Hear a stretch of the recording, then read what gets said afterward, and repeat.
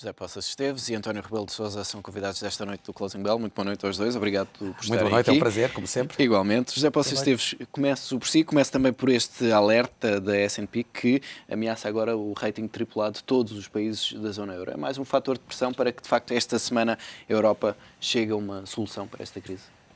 Eu acho que é fundamentalmente um alerta. É mais um alerta de que a Europa tem que tomar juízo e a Europa tem que definitivamente resolver o problema da Europa como uma zona económica forte e, portanto, também como uma zona monetária. Não parece que seja uma surpresa por aí além. Depois da S&P ter já feito o mesmo para os Estados Unidos, fazer isto para os países que são não há AAA, ninguém intocável nesta altura. Hoje já não há divindades financeiras. Portanto, é isso que a Standard & Poor's e esta nota quer dizer. Já não há divindades financeiras, nem nos Estados Unidos, nem na Europa. Por isso, é um alerta fundamentalmente para que a Europa tem que se unir, a Europa tem que ganhar força, tem que ganhar poder, tem que ganhar maior consistência como zona económica e como zona monetária. E é isso que não se vê. E desta reunião de Merkel e Sarkozy, viu-se alguma coisa nesse caminho? Isto pode ser o início do fim da crise? Eu acho que se vê alguma coisa, mas muito honestamente acho que se vê muito pouco. Não acredito que no dia 9 as grandes esperanças que todos tínhamos de que a governação económica europeia finalmente avançasse. Como já temos dito aqui várias vezes, a Europa está no meio da tal ponte com o euro por baixo, que é uma bomba, e quanto mais se pisa a bomba, mais a bomba tem possibilidades de rebentar. A Europa, tradicionalmente, tem-nos dito que resolve os problemas avançando. Desta vez está a avançar tão devagar, que parece que está a retroceder e, portanto, o euro está lá e continuar a fazer esta pressão toda sobre o euro é, de facto, aumentar as possibilidades da tal bomba rebentar e a Europa se fragmentar. Não vejo, por aquilo que tem sido dito, e estou-me a referir meramente às notícias que eu vi há pouco, que o acordo entre a Merkel e o Sarkozy que resolve alguma questão. Ajuda provavelmente a avançar um pouco pelo lado da maior disciplina, que é necessária, mas continuamos só a pensar no lado da disciplina. Não olhamos para o lado do crescimento económico e, mais uma vez, sem esse crescimento económico, a Europa não resolve o problema. Continuamos com os grandes problemas continuam lá. Eu acho que pode-nos retroceder um pouco ou parar um pouco no processo que estava muito acelerado de caída no abismo. Paramos um pouco, mas creio que ainda não resolvemos o problema. É uma pausa para respirar. António Rebelo de Sousa, mas é esta a maneira da Europa avançar? Reuniões entre França e Alemanha primeiro e depois os outros dão o aval àquilo que for. Eu devo dizer, eu acho que não tem sido assim muito feliz, não é? É uma metodologia que é bastante criticável. Eu penso que o presidente Sarkozy tem, de alguma forma, procurado valorizar a posição da França no concerto internacional, tentando colocar-se ao nível da Alemanha. Mas, evidentemente, nós sabemos que a França não está na mesma situação, exatamente na mesma situação que a Alemanha. Mas ambas caminham no mesmo sentido, quer dizer, ambos os países caminham no mesmo sentido, porque eles não estão a encontrar a solução adequada para a resolução dos problemas da Europa. O problema da Europa é um problema, digamos assim, se nós considerarmos a Europa, a zona do euro e a Europa como um todo, não tem grandes desequilíbrios em relação a países terceiros, quer dizer, não tem um grande desequilíbrio externo, pelo contrário, tem uma situação realmente equilibrada em termos externos, até superavitária, realmente se considerarmos no seu conjunto, não tem, de facto, tem alguns problemas de crescimento económico, mas cresce alguma coisa, sempre cresce alguma coisa, e, portanto, o problema que se coloca aqui é que, em termos de procura agregada no conjunto da Europa, há procura agregada, realmente, que pode ser dinamizada e que pode induzir em mais crescimento económico, quer dizer, se houver injeção de liquidez no sistema, com efeitos indutores que alguns consideram negativos. Aumenta realmente há pressões inflacionistas e há desvalorização do euro em relação a outras moedas, o que até é positivo em termos de assegurar uma maior competitividade externa dos produtos europeus. A competitividade em relação aos países terceiros. Agora, de facto, o que Sarkozy e a Sra. Merkel defendem é realmente uma união orçamental, que é enfim, uma concepção truncada da União Económica É um primeiro Europeia. passo? Seria um pequeno primeiro passo ao abrigo de um protocolo, 14º protocolo da zona do euro, realmente mas que realmente não resolve o problema, porque, no fundo, o que está subjacente às teses defendidas para os dois é a tese, mutualista da criação de fundos, realmente, para que contribuem os Estados que estão em melhor situação e que poderão ser utilizados no apoio a países mais carenciados.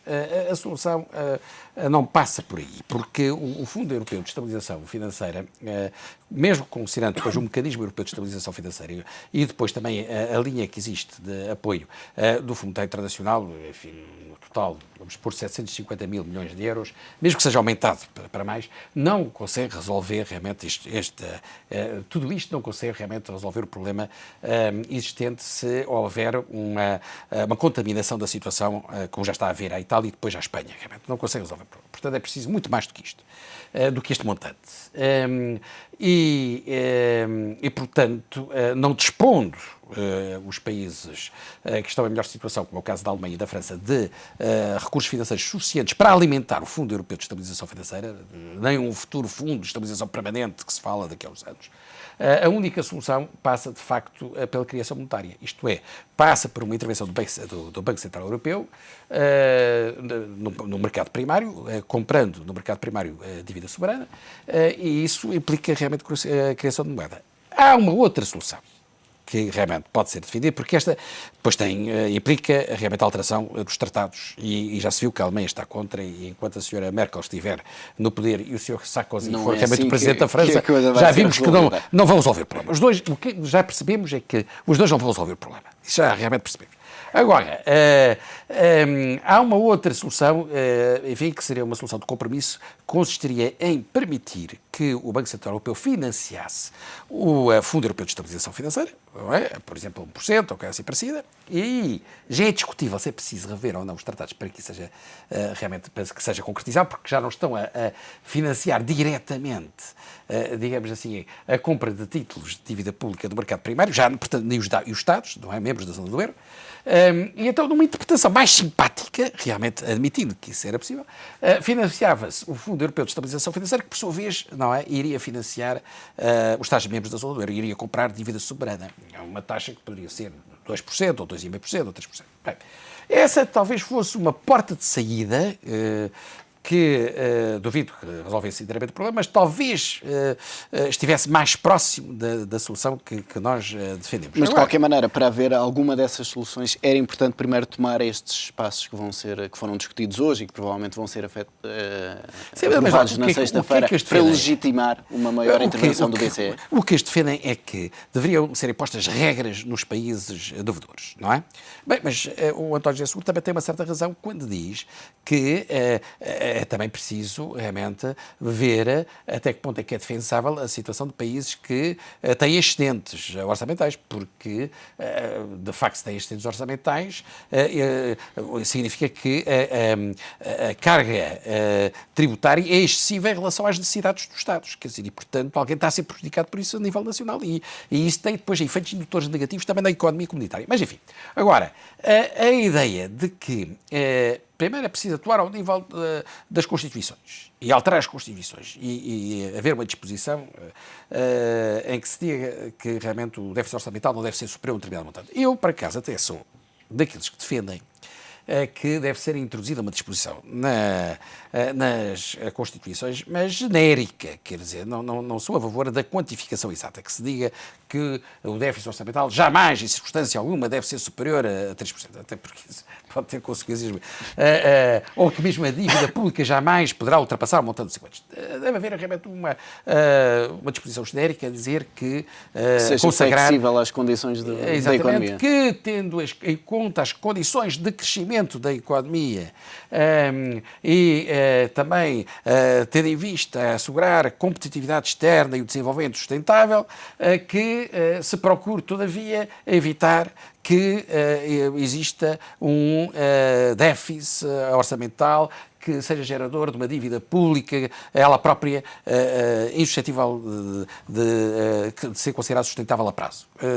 Isso, uma disposição genérica deste tipo, admito que realmente até é mais positiva do que negativa. Agora, depois, as penalizações. As penalizações não podem ser automáticas, tem que haver sempre pré-aviso, porque há uma situação conjunturalmente muito adversa. Um país realmente confrontado com essa adversa tem momentaneamente uma situação de desequilíbrio realmente mais significativa, não tem que ser, penso eu, automaticamente penalização. Pode haver uma justificação e depois tem que se dar um tempo para ele introduzir correções. Se ao fim desse período de tempo não tiverem sido introduzidas correções, ou não tiverem sido feitos ajustamentos macroeconómicos importantes e ajustamentos na política realmente orçamental, então sim, realmente deveria haver lugar a penalizações. Portanto, eu não sou tão radical quanto é o Sr. Sarkozy e quanto é realmente a Sra. Merkel. Portanto, há alguns aspectos que eu compreendo no posicionamento deles, mas também há depois um certo simplismo. Por exemplo, a afirmação de que a França jamais será a favor dos eurobonds e a Alemanha também não deveria ser. O Sr. Sarkozy disse mesmo que não podia ser, porque não teria maneira de controlar aquilo que os outros estão controlar, pois, a dívida dos Estados-membros. Não exclui totalmente a hipótese. O que eles dizem primeiro vamos garantir que a austeridade, que todos se comportam bem, que não gastam demais, e nós é que vamos gerir os vossos orçamentos e nós é que vamos gerir a vossa despesa. Depois, se de facto se comportarem bem e se der bom resultado, admitimos a hipótese de ter eurobonds.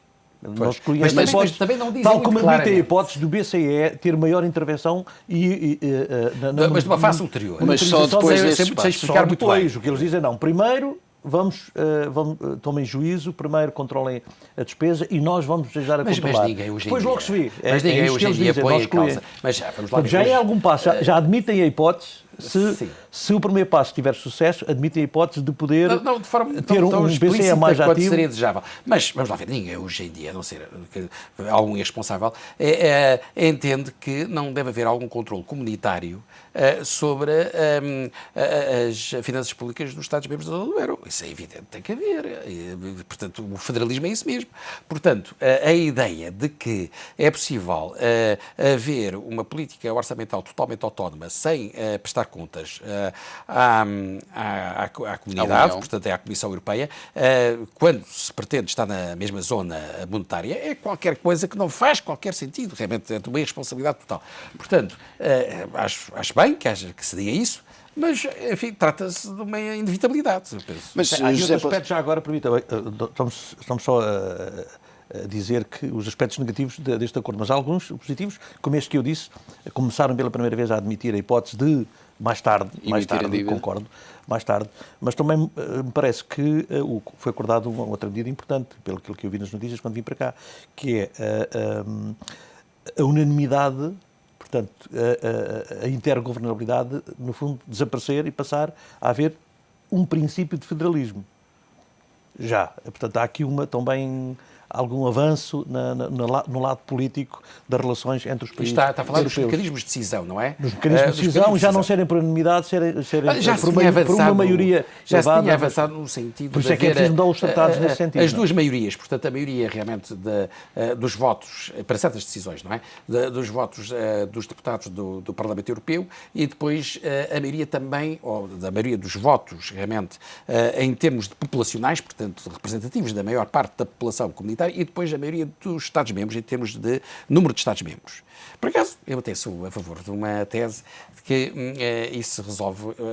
Devíamos aprender um bocado com os Estados Unidos da América, porque os Estados Unidos da América resolveram esse problema através das duas câmaras, não é? Porque tem a Câmara dos Representantes, em que aí o critério é da maioria da população, porque os diversos Estados têm realmente representantes de acordo com a população de cada Estado, quer dizer, não é bem na mesma proporção, mas tendo em conta esse critério, e depois já o Senado, em que há realmente 2 senadores por cada Estado. Portanto, e há votações que têm que ser feitas nas duas câmaras, não é? Portanto, aplicam-se os dois critérios, o critério da maioria populacional e o critério da maioria dos Estados.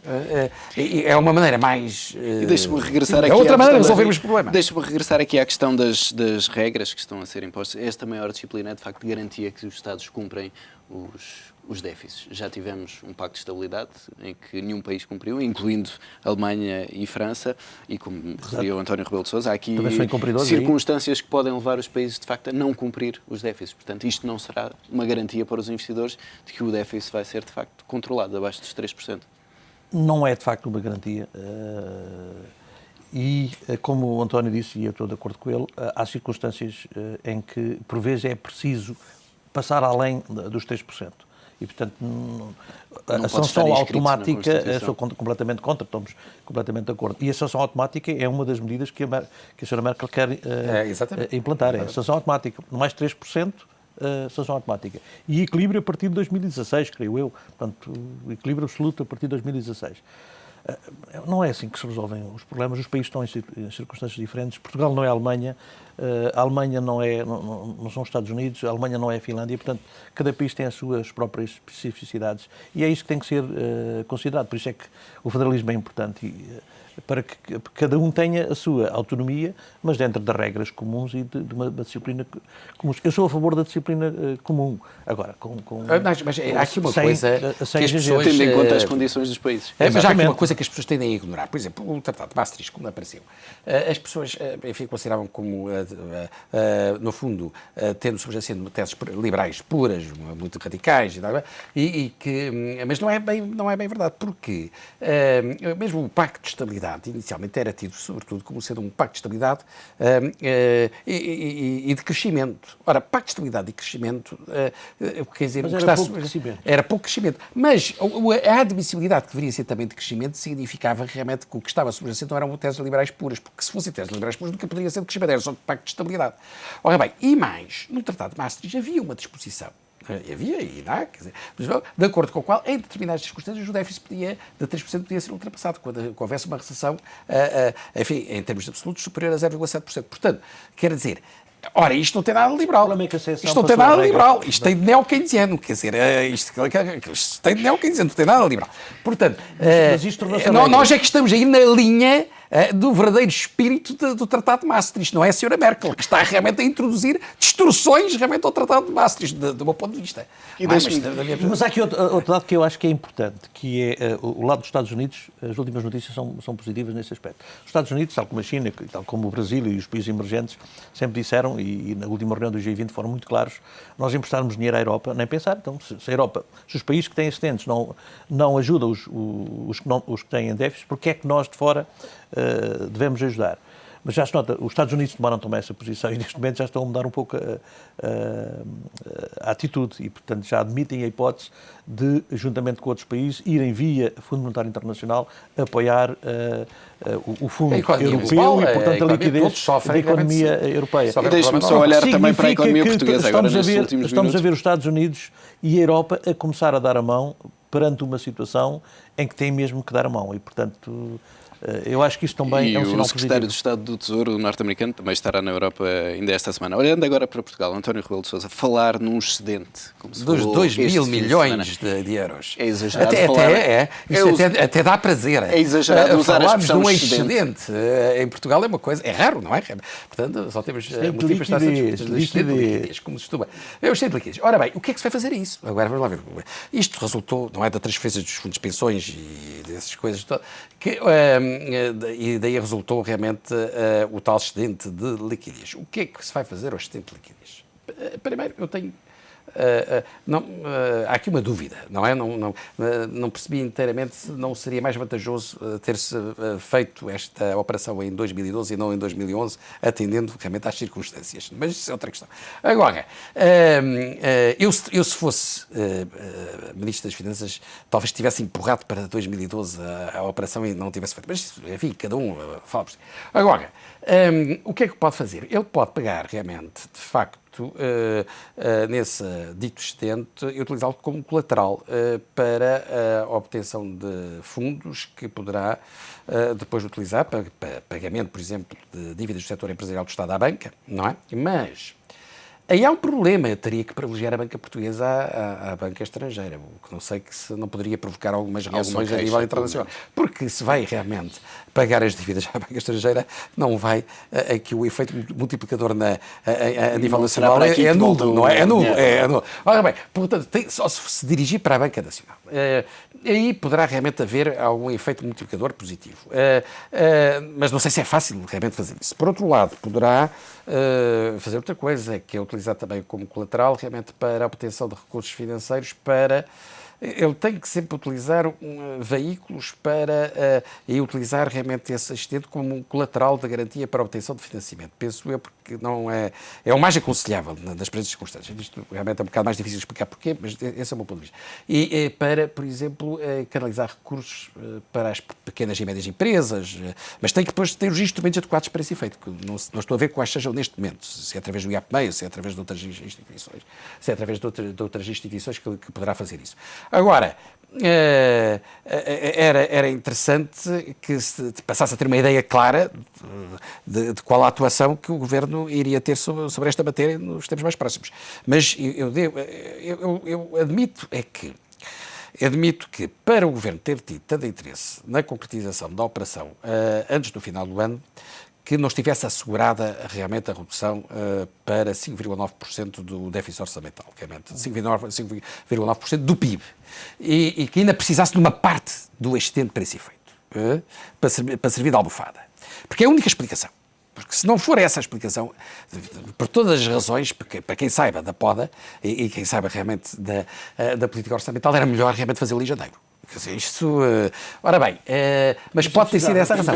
À volta de 3 a 4 mil milhões de euros para colmatar aqui estas falhas. O problema do déficit. Pois. O problema foi esse, é que tive que o fazer, fê-lo por 6 mil milhões e, portanto, conseguiu ter cerca de metade deste valor liberto. E agora É a única razão. Mas houve algumas notícias que me deixaram preocupado e não sei se o Governo entrará por essa linha ou não. Aliás, um pouco concordando com o António. Há algumas notícias de que há uma forte pressão em algumas partes da sociedade portuguesa, da política portuguesa, para que este dinheiro possa ser usado para pagar a fornecedores do Estado. Eu acho que aqui está-se a pensar fundamentalmente nas farmacêuticas e a pressão que as farmacêuticas estão a fazer de suspender os fornecimentos de medicamentos. Se for assim, não há liquidez nenhuma, limitam-se a pagar a dívida e pronto, não... E acaba aí o círculo. E acaba aí o círculo e, portanto, os 2 mil milhões desaparecem. Até porque uma boa parte das empresas, enfim, são exteriores ao circuito económico interno. E de uma forma ou outra havia pagar às empresas para pagarem ao Estado, à banca, que vá de facto parar à banca e que se consiga a liquidez. É preferível que fosse parar. Bem, vão-nos acusar de sermos a favor dos interesses da banca oligopolista e tal, mas realmente, em termos de criação, digamos, de liquidez na economia em geral e de apoio ao setor produtivo, era melhor que o dinheiro fosse parar à banca. E é um tema que vai certamente continuar a dar tema para mangas, mas ficamos sem mais tempo nesta altura. António Rebelo de Sousa, José Poços Esteves, muito obrigado pela presença neste Closing. Foi um prazer.